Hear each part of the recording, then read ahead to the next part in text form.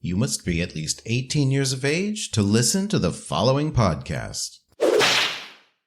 This Endorphin High edition of Sexual Heroes can be found in the library at Endorphin High School of BDSM. Visit the school and library at endorphinhigh.org.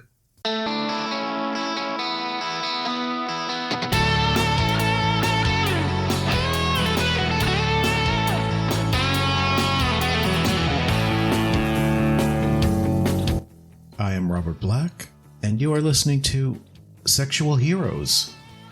Drew Kramer is the 2011 Mr. Palm Springs Leather and the founder of the Palm Springs Bondage Club. He is also the author of the book 20th Century Leatherman and describes it as, quote, almost but not quite a work of fiction, end quote. Rather than an ordinary autobiography, Drew has crafted a story where the reader learns about his transformative experiences and relationships as a Leatherman through multiple characters. Beginning in the 1970s, the cover also explains the book is an argument, a history, and a love story. Drew Kramer, thank you for being on Sexual Heroes today. Absolutely. Thank you so much for the opportunity. And I've been wanting to talk to you for a while about your book. And also I got to see you not too long ago give a presentation in Palm Springs here for the Palm Springs Leather Order of the Desert. Right. I was seriously on the edge of my seat the entire time you did the presentation. I was totally drawn in. You are a great storyteller. Well, thank you so much for that. Your book is titled 20th Century Leatherman. You are a 20th Century Leatherman. I guess I am too.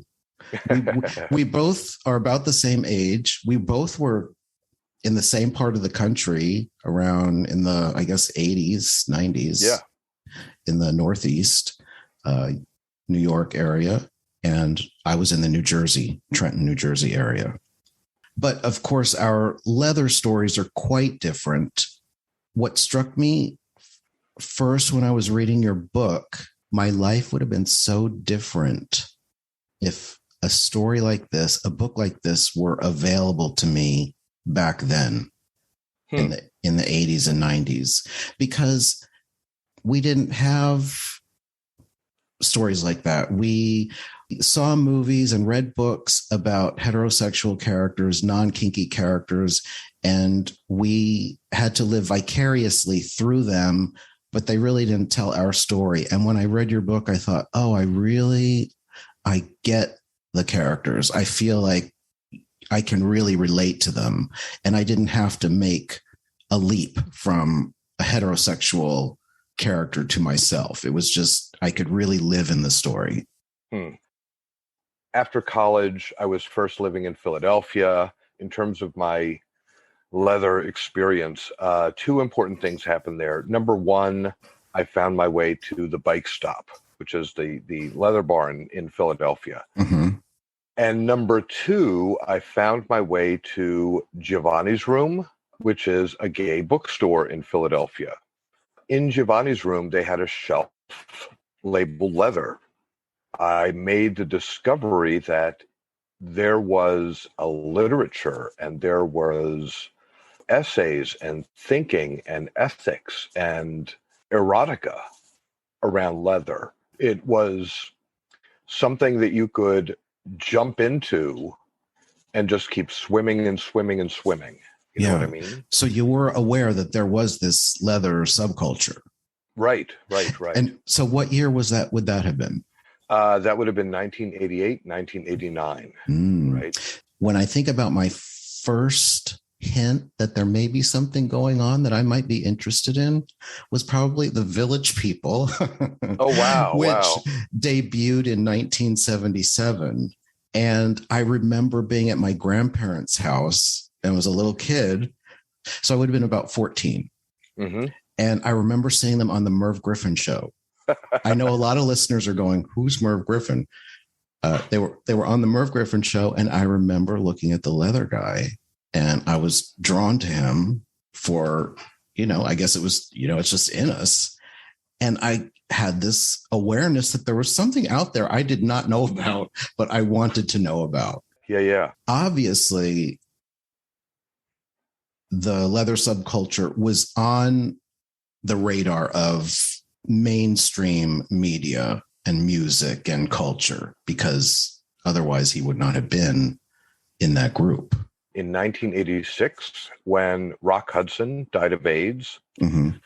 and, there was this flurry, in mainstream media on the nightly news that Rock Hudson was in fact a gay man.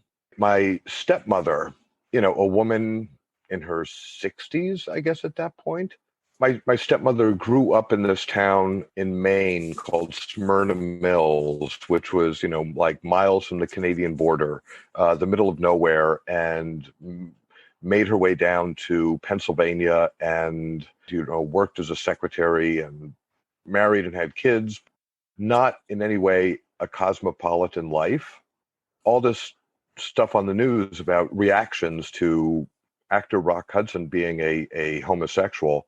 And she says, well, I don't know why everybody's making a big fuss. I knew he was gay. He was into leather.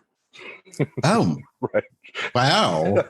And like at that point, I don't know, I was maybe 12, 14. I had no idea what that was, but I remember like, what the hell? How does she know that? I knew I was gay. How does she know this? And I don't. Did you ever get an answer? Because I want to know. Back in the 1960s, she used to read like movie star gossip magazines. There was this little item that she read in a movie star gossip magazine. He was filming some movie in the south of France. He said, oh, it's beautiful here, but I can't wait to get home to Los Angeles. And I really miss going to, and he named a leather bar, an early 1960s leather bar, which somehow my mother either intuited from that or something, because I very much doubt in the early 1960s, that it was mentioned even in a movie star gossip magazine that like, oh, and that would be a leather bar, Right. Huh. But that's how my mother says she knew what was up with Rock Hudson. Wow. Did she know what was up with you? Yes, she did. Yes, she did. Because there was, as you well know, on Saturday of Thanksgiving weekend every year, there is an event put on by the Bucks MC being Motorcycle Club in New Hope, Pennsylvania. Oh my God, I know that event. Santa? Yes. Santa Saturday. Santa Saturday. Oh my God. It is a phenomenal event. Of all leather events, it's absolutely one of my favorites. And it all took place at the Cartwheel when I was going to it. Mm-hmm. I was home at my parents' house in Bucks County. I wanted to go to Santa Saturday. So I threw some leathers into my luggage. And then there came the moment where it was sort of like, okay, I have two options here, because I mean, my parents knew that I was gay, had known for years that I was gay, had met one of my partners. That was not an issue, but I thought I have two options. A, I could leave the house dressed normally and pull my car over somewhere on a Bucks County road and change into my leathers and go to the event. And after the event, I could do that in reverse. Uh-huh. Or there in my childhood bedroom, I could put on my leathers and say, walk out into the living room and say, okay, I'm going to be gone for a few hours. And I chose number two. And, I remember my stepmother saying, oh, you look nice. And my dad said, of course, which he said like every goddamn time I left the house as a teenager, as a college student, and yay, as an adult, what the hell are you supposed to be dressed up as? Right. And I was like, Dad. So yeah, she did know. Her incredibly perceptive mind probably put all those, connected all those dots that she needed to.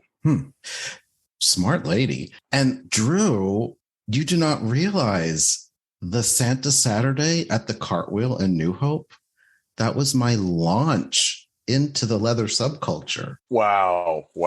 Yeah. Great launch pad. That is where I met the two people that I had my first BDSM leather relationship with. Beautiful. Yeah, that was, I'll never forget that Santa Saturday. Such a small world. When was your very first awareness that you were a leather person? That first moment when you identified and you said, yeah, this is my culture.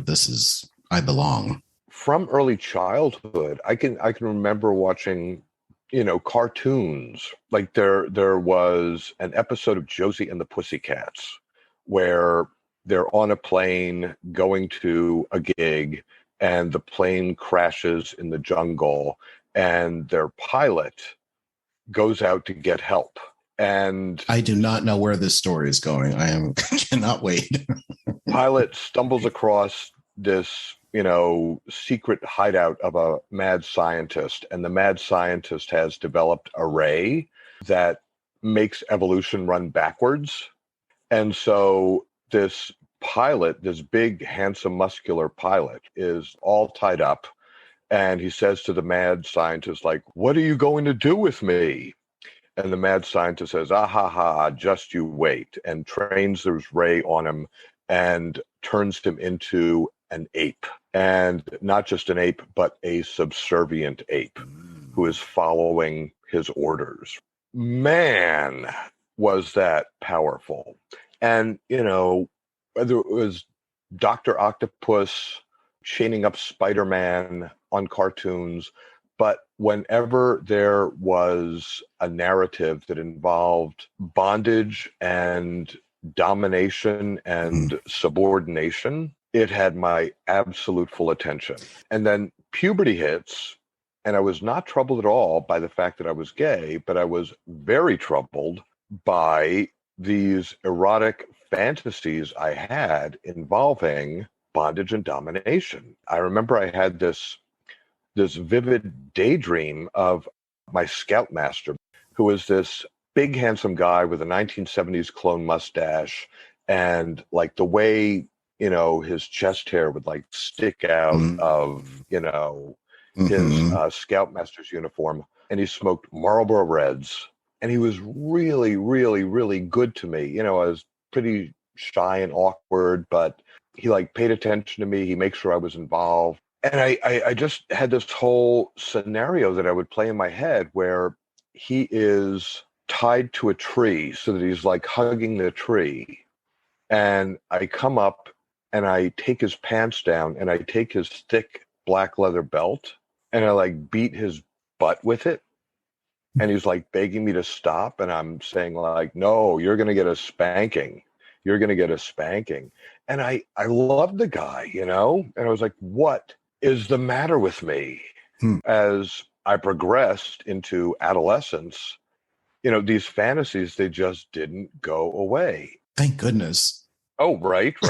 But I discovered when I was like 16, after I got my driver's license, I discovered a gay cruising area, along the towpath in New Hope, Pennsylvania. Oh, yeah. Like I'm 16 years old.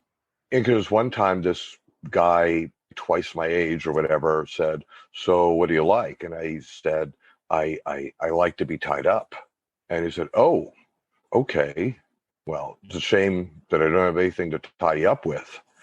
And so I would bring like a hank of rope down with me. Now that's a Boy Scout prepared. There were a couple of times where I like whispered in the guy's ear, "Would you tie me up?" And he said, "Yeah, I'll tie you up." That really bothered me because that's not normal. That's perverted. That's wrong. That's dangerous to have a complete stranger twice your age tie you up at 2:30 a.m. in the morning on a otherwise deserted towpath. What is wrong with me? By like a really odd chain of events, I think I was a freshman in college. So I'm like 18, 19 years old. And I found this whole stack of Drummer magazines. Not only did I discover that I was not the only one, but there were so many of us out there in the world that we had the wherewithal to publish an actual magazine. Mm-hmm. And in the back of the magazine, there were all these personal ads, but there were also listings of all these leather bars, including one in Philadelphia, leather clubs and organizations. So it's like, oh my God, these are my people. And that's when you knew, yeah. Mm-hmm. Yeah. I get it. And I have this feeling that someone is going to get their hands on your book and have that same reaction. That absolutely is my hope.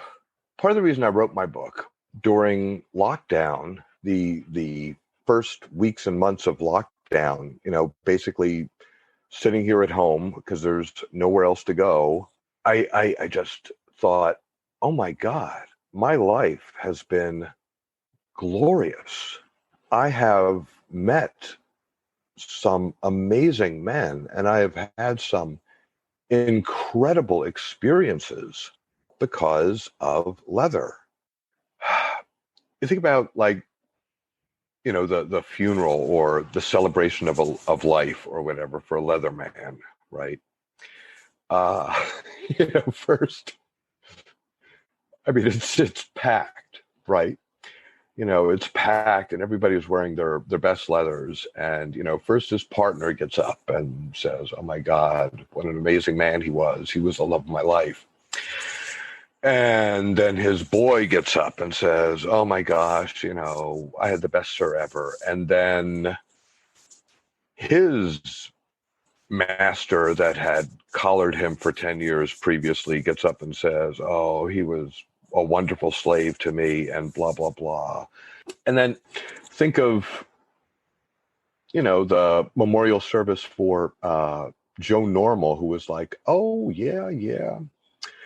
I worked with him for 20 years and he was a good guy to work with and he had a great sense of humor and, he loved golf and, and yeah, he really loved a good game of golf and, well, I'm going to miss him. Leather presents us with the opportunity to lead these rich, amazing, wonderful lives. And thinking about this, I just sort of thought I want to write it all down. And I didn't want to write memoirs because when you're reading a memoir, there's no real drama because you know how it ends, right? The guy who wrote the memoirs is either still with us or he isn't, but, you kind of know the end of the story. So I took experiences I've had and experiences that were relayed to me by other people, friends of mine, and I divvied them up to some fictional characters. And not just the experiences, but the insights that I gained from those experiences. And I figured out a story to, tie them all together. And basically that's my book. Drew, what I'm really getting from listening to this is, you talked about the two memorial services, one for the leather man, one for the conventional man. And I think what you were highlighting in that Leatherman's memorial is that we have more diverse relationships with very significant and different types of bonds that the average person will never experience. And what your book does is bring those bonds to life. Thank you. Thank you so much for that.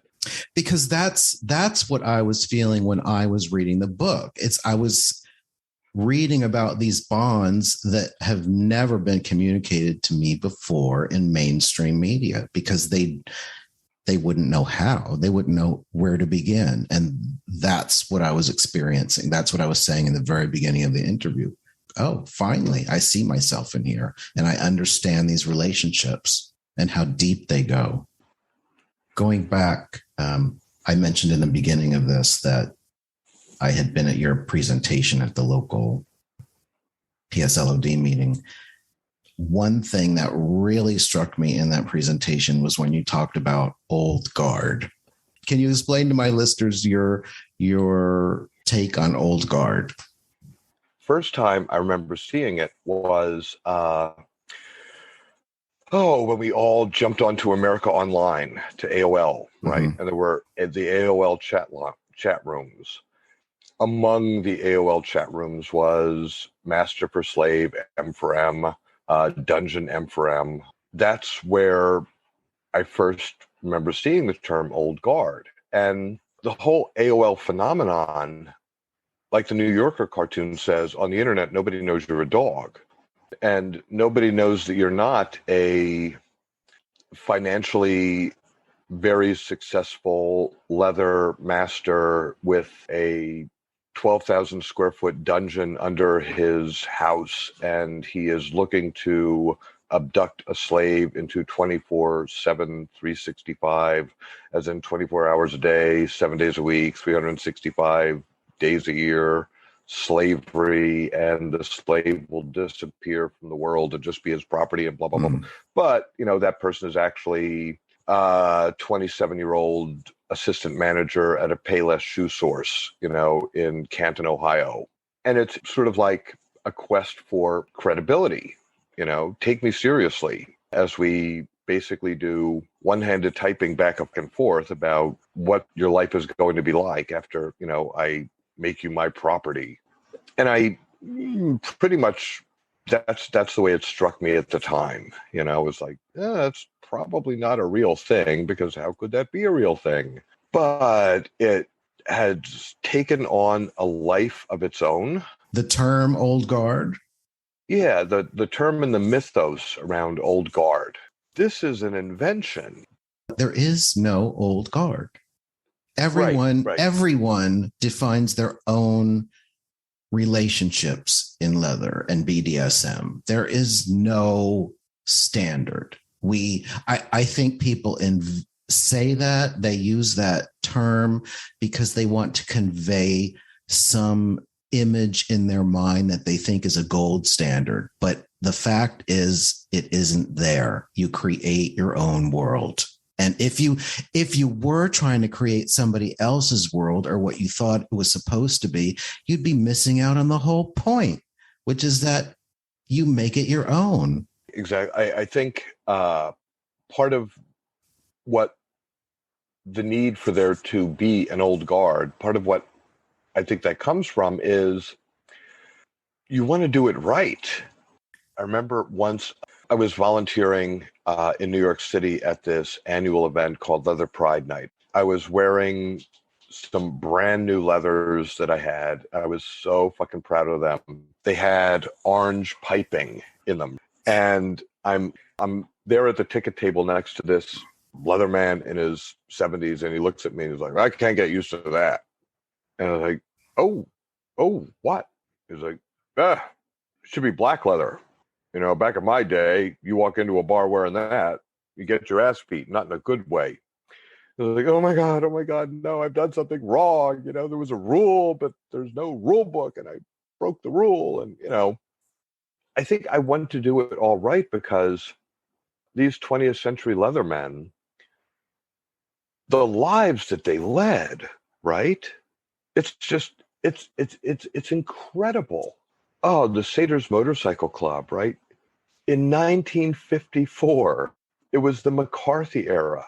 They were having witch hunts to find homosexuals in the Army and the State Department. There was a homosexual group that met back then called the Mattachine Society. And the way they worked is, if you and I were members of the Mattachine Society, and you apply by sending a letter to a post office box, and you get a response back. And the rules were that you were given a name, a first name that was not your name. If we were members of the Mattachine Society, you, Robert, would be Dave, and Drew would be Bill. And we could only use those names for ourselves at meetings. And arrival times were staggered. So you'd show up at 6:00, I'd show up at 6:15, and departure times were staggered. So you would leave at 10:00, I would leave at 10:15, because it was held in private homes and nobody could notice, groups of men. And the whole thing about the names, that was because if I knew your first and last name, I had so much power over you. I could destroy your life. Mm-hmm. I could write an anonymous letter to your employer. And when you showed up at work the next day, they would give you a box and you would pack up your stuff and you would leave. And you could never use that employer as a reference, because when your future possible employer called, they say, oh, the guy's a queer. Mm-hmm. Absolutely not. I mean, your life was over. In 1954, this group of homosexual men, I don't think they would call themselves gay at that point, they formed a motorcycle club. They knew each other's names. They hung out together. They rode motorcycle. The pictures, the photographs they have of themselves, on their runs, their faces are beaming joy. In that world, they managed to have lives filled with love and joy. When that 70-year-old guy at Leather Pride Night, who was born in 1930s, he was like, colored leather? No, that's not right. It was like, oh my fucking God. Oh no. Because I very absolutely positively respected his opinion, and not all young people emerging into the scene feel the way I did. And Yeah. that's perfectly okay, because, many of them just want to do it their own way, and that's perfectly okay. Leather offers the same to them as it does for me, as it does for you. Here is the possibility of leading an extraordinary life. And it's clear that that's what you wanted to celebrate with your book. Oh, absolutely. 21st Century Leatherman. Is it going to be any different than a 20th Century Leatherman? If it was always about doing your own thing, isn't that still what it's about and will always be? Yes. Yeah. But it's important to remember that leather, actual cowhide, comes into the picture because it was a survival adaptation. At first it was, even though I have kind of like a masculine manner and presentation about me, I'm actually into dudes, and my way of signaling that to other guys who are also into dudes is to wear these leathers. Mm-hmm. And then later, when society started to open up, there were men who were into all these alternative expressions of sexuality, and how the heck are they going to find each other? If everybody's wearing a leather jacket, well, then you had to wear a black leather jacket, and that's how gay men into alternative expressions of sexuality and living on the edge, that's how they found each other. Now we have the internet, and if you're kinky, no matter what your kink happens to be, the internet will direct you to your kinky counterpart. Mm-hmm. Whatever your kink happens to be, it's he's out there waiting for you on the internet. A lot of younger men I know who 30 years ago, they would have been calling themselves Leathermen or Leather Boys or whatever. There was, in the early 2000s, there was this whole phenomenon where Boys of Leather group, sprung up Mm-hmm. across the country. And I think a couple of them are still around, but largely they're not, because if you're 22 years old and you're gay, and what's leather got to do with that? And maybe you think you feel really, a lot more sexy if you're wearing athletic gear or a football uniform or rubber or spandex. Why would it have to be leather? And that's all perfectly wonderful. Be the fullest expression of yourself, life, liberty, and the pursuit of happiness.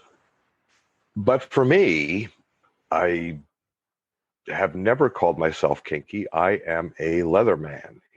I am the inheritor of a tradition that's going back 70 years of men who led amazing, heroic lives. And I like to think that if, courtesy of time travel, I were to meet one of those guys who was a member of the Satyrs in 1954, and he would look at me and he would say, oh, I know who you are. You're a Leatherman, just like me. Well, Drew, clearly those Leathermen of yore are heroes to you. And by telling your story, you have become a hero for Leathermen today. Thank you, Drew, for talking with me today on Sexual Heroes. Robert, thank you so much. This has been wonderful. This has made my day, made my week, made my month. Thank you so much. Information about each guest is included in the show notes, along with links to my XXX homepage, Twitter account, and Patreon page. Patrons get early access to episodes. You can help me grow my audience by telling a friend today to visit sexualheroes.com, and be sure to rate and review the show on Apple Podcasts. Thanks for listening.